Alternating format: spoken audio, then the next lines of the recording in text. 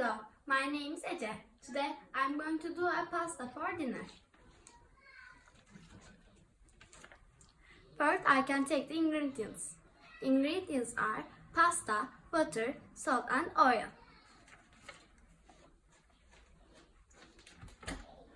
Second, I can boil the water.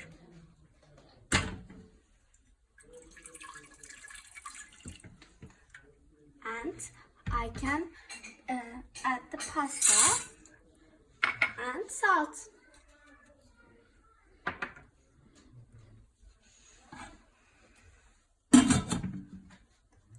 1 hour later, pasta is boiled.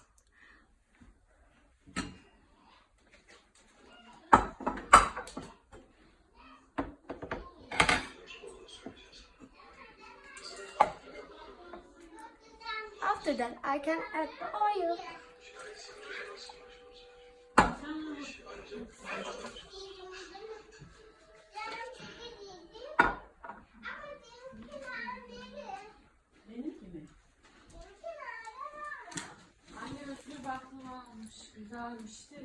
Pasta is delicious.